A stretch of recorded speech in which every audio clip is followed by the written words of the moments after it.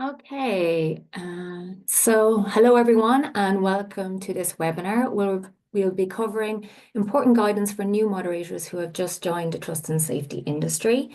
You might have just been offered your first moderator role or settling into your first week or two, or you might already be a moderator but have moved to a new company.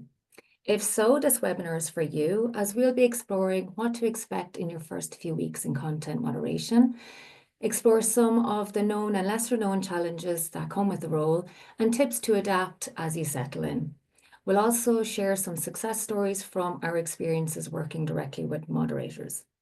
This webinar might also be useful for team leads, ops managers, or even decision makers to better understand what it's like to be a new moderator and to learn about some of the difficulties they encounter as they ramp up in their roles so you can better support them through their journeys. So joining me today is Lorraine Lindsay, Clinical Program Lead of our Digital Therapy Program here at Zevo Health. And Lorraine provides and governs evidence-based wellbeing support for content moderators and support functions across a wide range of organizations. She's a qualified cognitive behavioral therapist with nearly 5 years of experience offering wellbeing support throughout the career life cycle of trust and safety employees, from onboarding to offboarding, with a particular focus on supporting content moderators during their onboarding and ramp-up stages. So welcome, Lorraine. Thank you, Pam. Thank you for the lovely introduction as well. No Looking problem. forward to getting into this conversation. Yes, me too. So you've worked a lot with new moderators in your time with Hmm. Zevo Health. Can you share some of the challenges that moderators may not be aware of when they first start their training and onboarding? Yeah, absolutely. It's a really good question as well. I suppose just before I go into some of the challenges, it's really good to note as well for anyone starting this role or starting their journey that the training and the onboarding stage in general is quite rigorous and it can be over a long period of time. So just to note that as well. And during this period, the content moderator will be introduced to strict policies, performance targets, and other metrics that are part of their role. So it's not just as simple as, they've taken down disturbing and sensitive content. There's quite a rigorous rules and processes to be followed. And this is the first place where the content moderator learns about this. So they're absorbing a lot of information in a relatively short period of time. And of course, they're not practicing this information. So it can be overwhelming. Of course, it can be overstimulating. I noticed people would have reported feeling really exhausted at the end of the day, emotionally and physically. So really important to note that as well, that it is quite a tiring and fatiguing time. And of course, I couldn't not mention one of the main challenges as well at the beginning of the training process. This would be, of course, again, the first time content moderator is exposed to sensitive content. And I think it's one thing understanding that the role will, you know, involve you being exposed and actioning sensitive graphic content that can be, quite distressing to watch, and it can come in the form of videos and images. But it's a different reality when you are in the role and you're actually seeing this content for the first time. So people might notice they are having reactions and they are feeling quite distressed when they see or they're hearing certain types of content. And I would also say that is very normal. That's a very normal reaction to have. And it's a healthy reaction to have as well at the beginning. So sometimes I think people might underestimate the impact of content on them as well, which is important to call out and just to say that that could be quite normal. They might also kind of experience an array of emotions during the training process when they are exposed to content, such as anger, could be fear, could be sadness. And just to note again, these are all like natural reactions as well to have. I think as, oh, sorry, I was just going to say as well, I think as people, content moderators get more familiar with their role, they can become desensitized and disconnected from those kind of feelings. So it can be quite intense during the training phase. Mm, that's a good point, yeah. And also we know that following their formal training period, moderators often move to what's called the ramp-up phase. So can you explain a bit about what that means and how moderators can navigate through this phase? Course, yeah, really important. So after your training stage, it's quite typical within the trust and safety industry to move into something that's called a ramp-up phase. And it's a phase when content moderators are working on, live content, so with a real impact as well. So that can be quite challenging for them as well to understand, okay, this has a real life impact. And of course, they're getting to grips with understanding the different policies, the different expectations from them, and how to apply this when actioning or trying to, action content or action pieces of tickets. But the part about the ramp up phase is usually there isn't performance targets. So performance targets is a huge part of the role as a content moderator. And of course, quite stressful when you're trying to get to grips with reviewing sensitive content. And also, on the other hand, you have targets to reach as well, and your performance is monitored. So that can all be quite difficult. But in this space, they don't usually have the targets, and they're just getting used to the role itself, the workflow, and they're able to make mistakes and learn from mistakes. So it's an important part of this role as well, or this stage, to be able to lean into support such as team leads and more senior content moderators to be able to ask for support as you navigate through the ramp up phase. Very good. An important point is to, I suppose, normalize the experiences they're having as well, and to know to reach out for support where possible as well. Absolutely. And I suppose in this stage as well, because it's so fast paced as well, we can kind of really slide into feeling, kind of natural stress response ourselves. So it's really useful to just check in and lean into the supports available, be curious to the supports available to you, and even the wellbeing support. So in my, you know, role, I would have noticed a lot of people coming for one-to-one support, and they would have been, skeptical of one-to-ones before that, or they'd never been to a one-to-one counselling session. So I would say if you're just noticing any difficulties in your ramp-up phase, whether it's with your well-being, you can always go to the wellbeing services available, and you can always check in and just ask questions. What could I expect from attending a one-to-one session? How would that help me?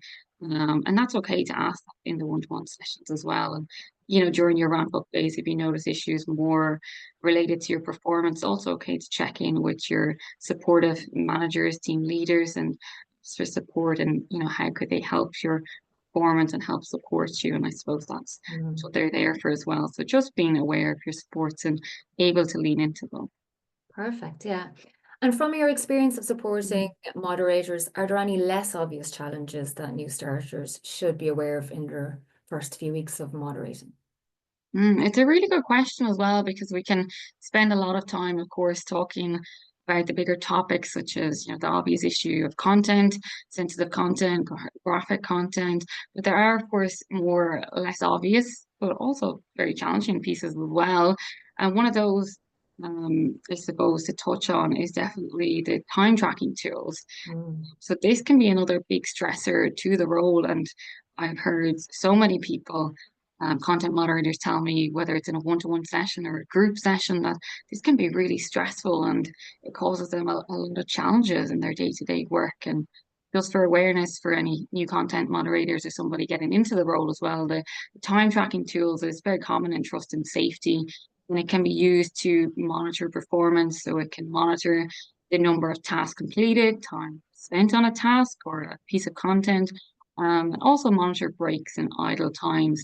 And it's the content moderator's role to be able to manage their time tracking tool. And quite often, of course, in the training and the ramp up stages, they can make a lot of mistakes. They can forget to update the time tracking tool. So I would also just say that's quite normal. You're adjusting to this new practice as well. You might have never used it before, which is okay. It's very common to make mistakes. And again, just leaning into sports that you have, whether it's senior colleagues or maybe it's your team leaders for support. If you did forget to update your time tracking tool, team leaders can help support you with this. And of course, they have so much experience in helping people adjust to time tracking tools. They might have some tips and tricks to help you to adjust to this as well.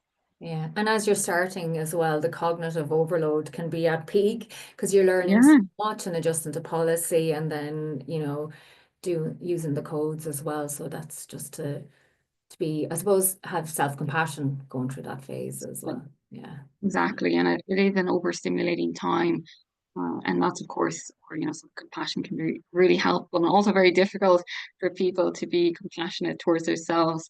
You can often notice and be very compassionate towards work colleagues or towards Mm, friends, but it mm, can be difficult to send that compassion inward. So I'd say it's a really good point as well to be kind to yourself, because it is a period of change and it's very normal to find change quite difficult. It can be difficult to adjust to this very fast-paced environment as well.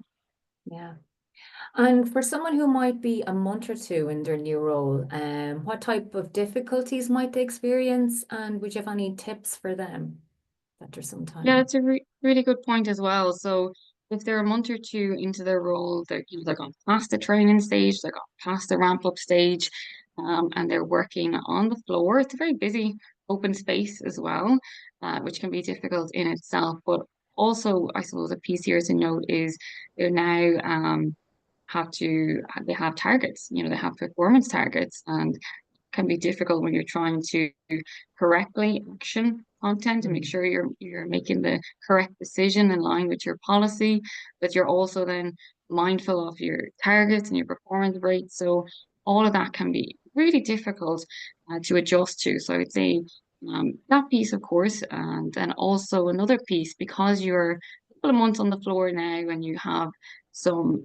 experience of actioning content and being exposed to different types of content, you might notice that something that we call psychology as moral injury might be mm, something that you experience. And moral injury is that kind of psychological distress when a content moderator or someone witnesses an action that violates their moral belief system. What's mm, important to them, what they value in life. And in their role as a content moderator, this can really happen for a number of different reasons. And one of the reasons could be, of course, its exposure to disturbing content, and they might frequently, review kind of violent, harmful, graphic materials, which of course is distressing and kind of leads to that conflict with their personal values and our morals. mm, That's one reason, and then also they might perceive some ethical dilemmas or issues here. definitely. Content moderators may feel moral conflict when they have to allow content to maybe stay on the platform because it's not violating a certain policy or a certain guideline. But of course, there might be a conflict with their own morals or values, and that can be really difficult and have that internal conflict. There might be an internal conflict going on for themselves here. And of Mm, course, the final point, even on this, would be you may notice a disconnection from a sense of purpose.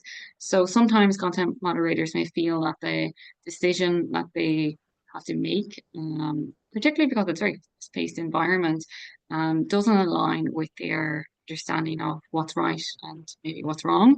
And mm, that does cause, of course, that kind of ethical disconnection and really difficult to navigate those pieces as well. So it's also where I would always say check in with yourself, be mindful, and try to be aware of how you're reacting and lean into the well-being supports that you have. But there are just some pieces to highlight that can happen after a couple of months in the role where you're getting more used to the day-to-day. yeah.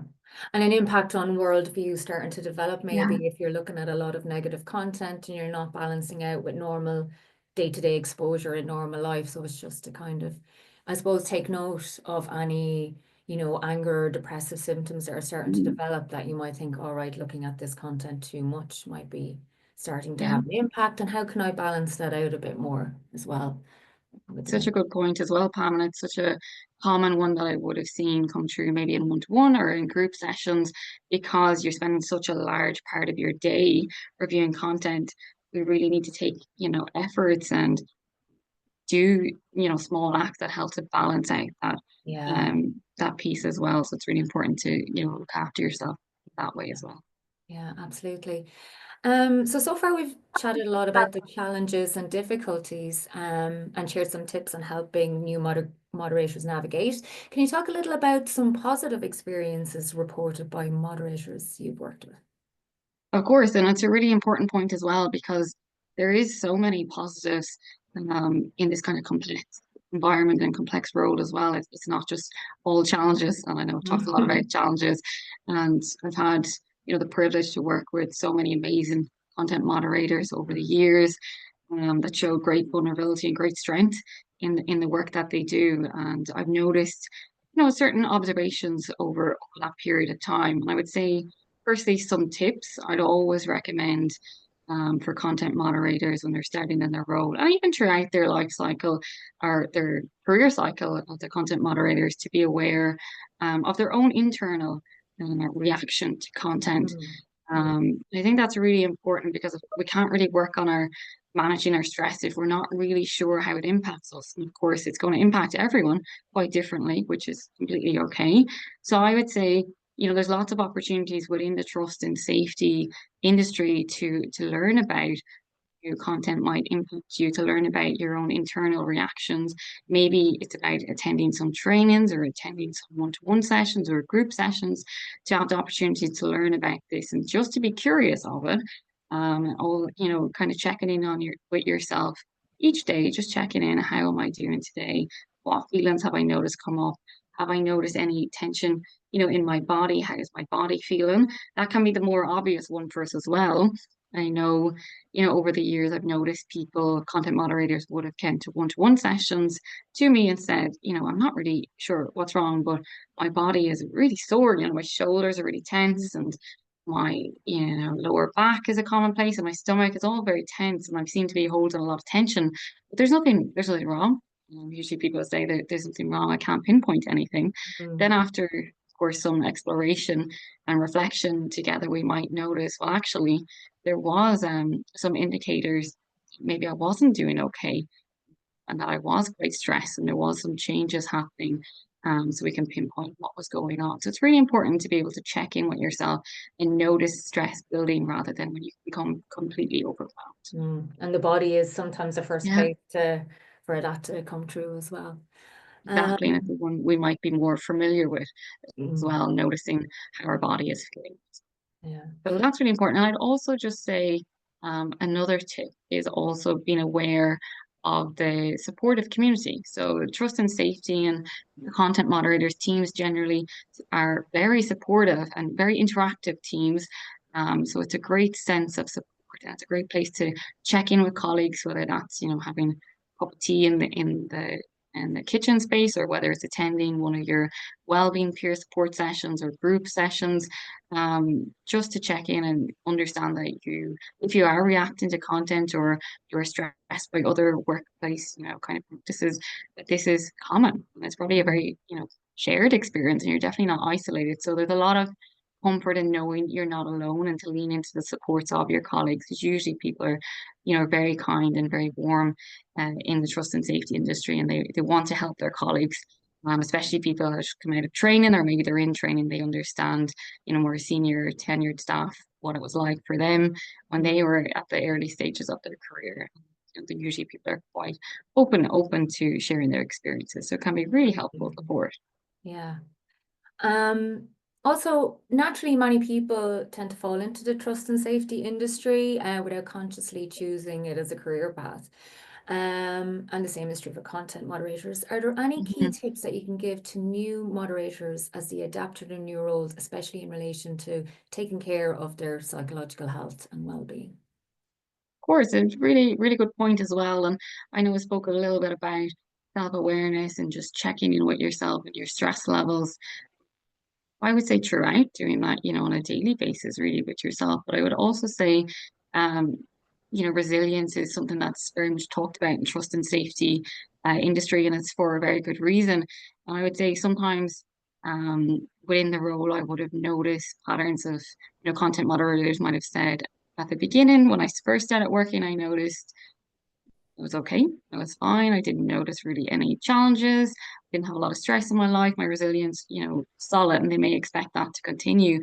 But what I might notice down the line and what I've observed is, of course, our resilience isn't the solid concept. It's fluid and it can Mm, change from time to time. And we really need to be very proactive and, care for our well-being and make sure that we're doing lots of self-care practices, because sometimes people may have come to one-to-ones and they've noticed that their resilience actually, was decreasing over a period of time. There was subtle signs that they weren't okay, but they hadn't noticed until they were really overwhelmed, and they noticed they were really agitated by their colleagues on the floor. They noticed that they were really impacted by content that they previously weren't impacted, and which is okay. That's okay to happen as well. But they might notice, they're really stressed out about time tracking tools and performance, whereas Mm. beforehand they were able to really kind of detach from that after work, but that's not the case for them anymore. So I would say a really important point is to check in on your resilience and attend the sessions, whether they're group sessions or one-to-one sessions, whatever you would prefer to attend,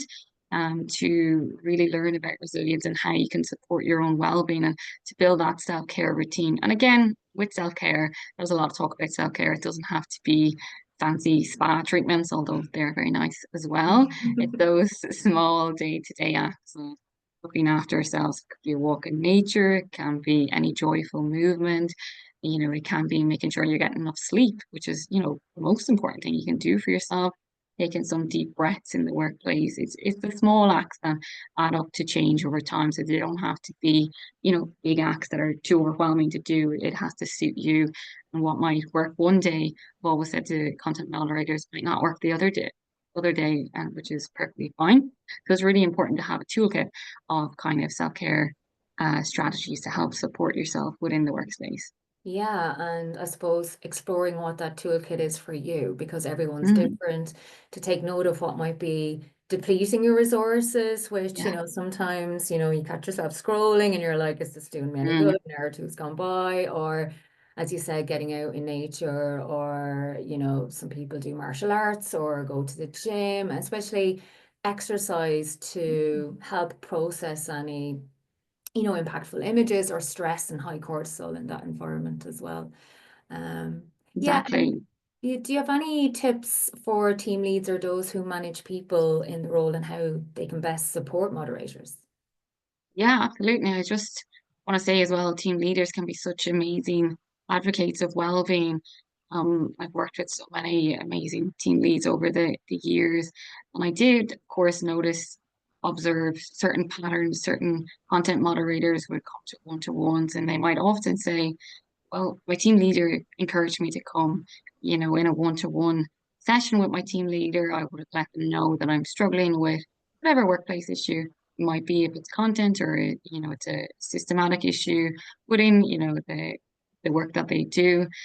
Their team leader would have listened to them and signposted them to attend their one-to-one session. So it's really important that team leaders are advocating well-being, and also for team leaders sometimes it can be really difficult. They can be the first point of contact for content moderators that might be struggling with content or might be struggling with some other workplace issue or even a personal issue. And it can be quite overwhelming for team leaders because, of course, they're working in such a busy organization of so many tasks to complete as well.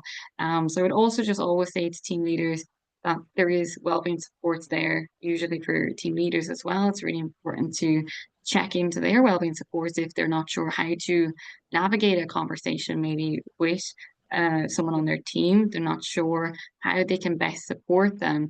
It's really important to check in with one of the mental health professionals that's available to you to be able to know what you can do within your boundaries of your roles as well, and what supports that you can signpost your team to. So being aware of the supports available for the team, whether that's one-to-one, how you join a one-to-one, whether it's peer support sessions, or just being aware of different trainings that are coming up, being able to attend if you can as well. So that really shows that you're advocating well-being support.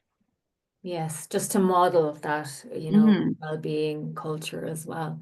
Very good. exactly. Um, and any final takeaways for or advice for new moderators? Yeah, absolutely. And there's so many, tips and tricks here. I'd say the main thing the content moderators to be aware of is just observing their own stress levels, learning about how stress can impact them, and just always checking in with themselves in their role because it's so, as I was saying, it's so fast paced. We can really get slip into the fast paced environment and kind of forget Mm. about our well being, and then we realize, oh my goodness, I'm Depleted really and exhausted. overwhelmed, I'm Yeah. depleted. Yeah, exactly. So I would say just being very mindful of how you're doing in the work as as the months progress as well, and you come out of your training and your ramp up phases, and just to normalize that there are hazards on the job. It's why there are wellbeing services and lots of supports available. I would say be curious of these supports and check into the supports, try them out and see if they're able to benefit you, and just checking in on your resilience and having those daily self-care, small rituals to help support yourself within your is really, really important.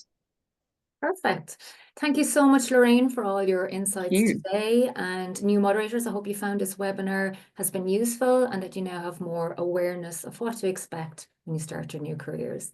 And make sure to catch us next month when Zivo returns with our next webinar. So thank you for joining. Thank you, Pam.